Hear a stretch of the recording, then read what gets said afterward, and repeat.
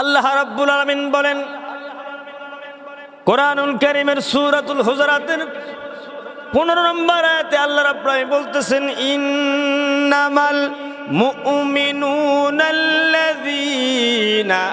আমানু বিল্লাহি ওয়া রাসূলিহি ثم لم يرتابوا وجاهدوا بأموالهم وأنفسهم في سبيل الله أولئك هم الصادقون জোরে বলেন আল্লাহু আকবার। আল্লাহ রাব্বুল আলামিন বলতেছেন তারাই মুমিন, তারাই আল্লাহ, তারা মুমিন। কারা মুমিন? আল্লাহ রাব্বুল আলামিন বলতেছেন যারা আল্লাহ, আমি আল্লাহর প্রতি এবং আমি আমার নবী করিম সাল্লাল্লাহু আলাইহি সাল্লাম মুহাম্মদ সাল্লাল্লাহু আলাইহি সাল্লামের উপরে যারা ঈমান এনেছে, যারা আমলে সালেহ করবে, তারাই হলো মুমিন। আমার প্রতি ঈমান এনেছে কিন্তু আমার কোনো কাজ করলো না, শুধুমাত্র বিশ্বাস করে আল্লাহ আছে। কিন্তু আল্লাহ যে নিয়মতান্ত্রিক দিয়েছে, আল্লাহ রাব্বুল আলামিন যে সংবিধান চালু করে দিয়েছে, রান্নাঘর থেকে পার্লামেন্ট পর্যন্ত যেই আল্লাহর আইনের কথা আল্লাহ রাব্বুল আলামিন বলেছেন, এগুলো যদি আমরা না মানি তাহলে আল্লাহর প্রতি ঈমান এনে তো কোনো আমাদের লাভ হলো না। আল্লাহ রাব্বুল আলামিন বলছেন পরে আয়াতে ইয়া আইয়ুহাল্লাযীনা আমানু ওয়া আমিলুস সালিহাত, হে ঈমানদারগণ তোমরা ঈমান আনার পরে আমলে সালেহ করবা। আমলে সালেহ করলে পরে আল্লাহ রাব্বুল আলামিন বলতেছেন কানাত লাহুম জান্নাতুন ফিরদাউস নুজুলা, তোমাদের জন্য রয়েছে আমি আল্লাহর জান্নাত। এখন বলেন তো শুধুমাত্র আল্লাহ এবং তার রাসূলের প্রতি ঈমান আনলেই কি জান্নাত? হ্যাঁ, ঈমান আনলেই জান্নাত? যদি ঈমান আনলেই জান্নাত হতো তাহলে আল্লাহ রাব্বুল আলামিন বলতেন ইয়া আইয়ুহাল্লাযীনা আমানু কানাত লাহুম জান্নাতুল ফিরদাউস নুজুলা। কি বলতো? এটা বলতো না, ও আমিলুস সালিহা বলতো না। যতক্ষণ পর্যন্ত আল্লাহর প্রতি ঈমান আনবো, আল্লাহর প্রতি ঈমান আনার পরে আল্লাহর যে বিধিবিধানগুলো রয়েছে এগুলো যতক্ষণ না পর্যন্ত আমরা না মানবো, আমাদের কপালে জান্নাত জুটবে না। এরপরে বলতেছেন, পরে অংশে বলতেছেন আমানু বিল্লাহি ওয়া রাসূলিহি, আমার রাসূলের প্রতি ঈমান আনতে হবে। এখন আসেন, রাসূলের প্রতি ঈমান আনলাম, রাসূলের কথা শুনতে ভালো লাগে, রাসূলের হাদিস শুনতে ভালো লাগে, রাসূলের জীবনী শুনতে ভালো লাগে, কিন্তু রাসূলের সংবিধান যদি নবী করিম সাল্লাল্লাহু আলাইহি ওয়াসাল্লাম যে রাষ্ট্রনায়ক ছিলেন, প্রধানমন্ত্রী ছিলেন, যে উনিও যে মক্কার দায়িত্ব পালন করেছেন, এই বিষয়গুলো যখন কোনো মানুষ মুসলমানদের মধ্যে যখন ওপেন করবে, যখন পরিবেশন করবে, রাসূল করিম সাল্লাল্লাহু আলাইহি ওয়াসাল্লামের ইতিহাস শুনে কান্না করে, ভালো লাগে, মজা পায়। কিন্তু রাসূলের সংবিধান চালু করার জন্য যদি বলা হয় তাহলে কিন্তু আমরা আর ওই জায়গায় নাই। এই জন্য তো বলা হয়েছে নবীর কথা শুনতে ভালো, নবীর কথা বলতে ভালো, নবীর কথা শুনতে ভালো, নবীর কথা বলতে ভালো, কিন্তু নবীর সমাজ গড়ার কাজে শতদ্বন্দ্ব মনে বাঁধে। কিন্তু নবীর সমাজ গড়ার কাজে শতদ্বন্দ্ব মনে বাঁধে। জোরে বলেন ঠিক না ঠিক? নবী করিম সাল্লাল্লাহু আলাইহি ওয়াসাল্লামের এই করুণ ইতিহাস শুনে আমরা কান্না করি, কিন্তু যখনই বলা হয় নবী করিম সাল্লাল্লাহু আলাইহি ওয়াসাল্লাম তো দাড়ি রাখছে, রাসূলের সুন্নাত দাড়ি রাখা, যখন দাড়ি রাখার কথা বলা হয় তখনই কেমন যেন একটু বিব্রতকর ভাব করে। না, রাসূলকে ভালোবাসি কিন্তু রাসূলের সুন্নাত দাড়ি রাখা এটা আমার পক্ষে সম্ভব না।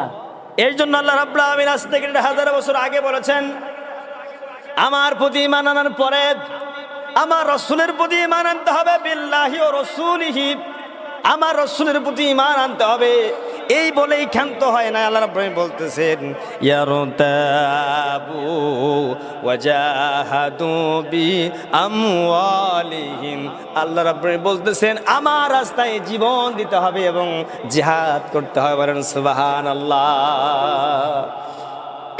এখন যদি বলা হয় রাসূলের জন্য জিহাদ করতে হবে, কোরআনের জন্য জিহাদ করতে হবে, জিহাদের কথা বললে আমাদের কেমন যেন একটু ভয় লাগে। সংবাদ সম্মেলন করে বলা হয় অমুক জায়গায় 10 জন ধরা পড়ছে, তো সাথে কি ছিল? জিহাদি বই সহ তাদেরকে ধরা হয়েছে। কি সহ? আমি আপনাদেরকে একটা ভুল তথ্য, যারা সংবাদ মিডিয়া কর্মী যারা আপনাদেরকে ভুল তথ্য, মুসলমানদের ভিতরে একটা উস্কানিমূলক একটা তথ্য ছড়ায় মুসলমানদের ভিতরে বিভ্রান্ত করে, ভ্রাতৃত্ব নষ্ট করে, আমি আপনাদেরকে বোঝাতে চাচ্ছি এটাই যে আপনারা কখনো কোনো সময় বিব্রত হবেন না, কখনো কোনো সময় বিভ্রান্ত হবেন না। যখনই শুনবেন জিহাদের বই সহ ধরা পড়ছে, আল্লাহর পৃথিবীতে আল্লাহর এই পৃথিবীতে আল্লাহর সবচাইতে বড় জিহাদের কিতাব হলো কোরআনে কারীম। কি বললাম? কোরআন শরীফের চাইতে বড় জিহাদের কিতাব পৃথিবীতে আর একটাও নাই। নবী করিম সাল্লাল্লাহু আলাইহি ওয়াসাল্লাম 27টি যুদ্ধে নিজে নেতৃত্ব দিয়েছেন। তো যুদ্ধে যায় কি করে? জিহাদ শব্দের অর্থ কি জানেন? জিহাদ শব্দের আবিধানিক অর্থ হলো শত্রুর মোকাবেলা করা। শত্রু কি করা? মোকাবেলা করা। এখন আপনাকে অন্যায়ভাবে আমি একটা থাপ্পড় দিলাম, কোনো দোষ নেই আপনার। এখন আপনি যদি রাসূলের একটা হাদিস আছে, মান সমাতা নাজা, রাসূল করিম সাল্লাল্লাহু আলাইহি ওয়াসাল্লাম বলেছেন যারা চুপ থাকে তারা নাজাত পায়। এখন এই হাদিস কি আপনাকে থাপড়া দিয়ে আছে, আপনি ওই জায়গায় কি হাদিস মানবেন নাকি? রাসূল বলছে যে চুপ থাকার জন্য, আমি হাত গুঠে বসে থাকলাম, আমার যা খুশি করুক, এরকম করবেন? রাসূল সাল্লাল্লাহু আলাইহি ওয়াসাল্লাম এই হাদিসটা কোন জায়গায় বলছে? বাজারে ঘাটে যখন ফাহেসা কোনো কথাবার্তা হয় তখন তোমরা চুপ থাকো, বেশি অন্যায় গীবত মানুষের করো না, এই জায়গায় চুপ থাকার কথা বলছে। এখন এই হাদিস নিয়ে যদি আপনি ওই জায়গায় লাগান তাহলে কি হবে নাকি? একজন মানুষ আপনাকে অন্যায়ভাবে আঘাত করবে, এই আঘাত হানার সময় রণকৌশল দিয়ে আপনি এই আঘাতটা ফিরিয়ে দিলেন। আপনার মাথার উপরে কূপ দিয়েছে, কূপ দেওয়ার সময় আপনি আপনার তরবারি দিয়ে, আপনার হাত দিয়ে, আপনার ঢাল দিয়া আপনি যেভাবে হোক তার আঘাতটা ফিরিয়ে দিলেন। এটাই হলো জিহাদ, এটাই হলো জিহাদ, তার মোকাবেলা করা। এখন জিহাদটা কি জন্য করবেন?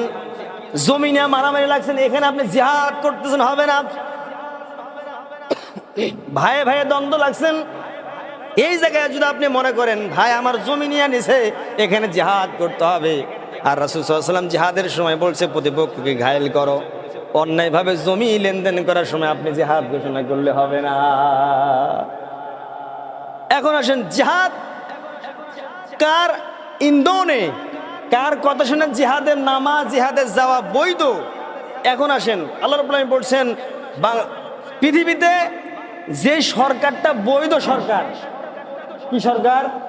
বৈধ নেতা, বৈধ সরকার। এখন বৈধ বলতে কি বুঝে আপনি তো সবই বুঝতেছেন নাকি? কোন বৈধ সরকার যদি বলে যে এই বিষয়ে অন্য কোনো গোষ্ঠীর সাথে জিহাদ করতে হবে, আর এই জিহাদের ঘোষণা শুধুমাত্র সরকার ছাড়া অন্য কেউ দিতে পারবে না, শুধুমাত্র সরকার দিতে পারবে, কারণ সে রাষ্ট্রনায়ক, তার রাষ্ট্রের ক্ষতি হোক এইটা সে চাইবে না। সুতরাং এই প্রতিপক্ষকে ঘায়েল করার জন্য, যেমন আমাদের বাংলাদেশের সেনাবাহিনী আছে, তারা তো শুধু নাগে খড় দেয়, তেল দেয় আর ঘুমায় খায়, এদের কি কোনো কাজ কাম আছে নাকি? কোনো কাজ নাই। কাজ কখন লাগবে জানেন? যখন এই দেশটাকে আগ্রাসন বাতিল শক্তির এসে খেয়ে ফেলবে। যেমন এখন ইন্ডিয়ান ট্রেনের লাইন করতেছে বাংলাদেশের ভিতরে দিয়া, এটা কি আপনারা শুনছেন? হ্যাঁ, এইটা যদি হয় সম্মানিত ভাইরা আমার, এটা আমাদের বাংলাদেশের জন্য মারাত্মক ক্ষতিকর হবে। প্রধানমন্ত্রী বলছে কি যে এইটা নাকি এটা কোনো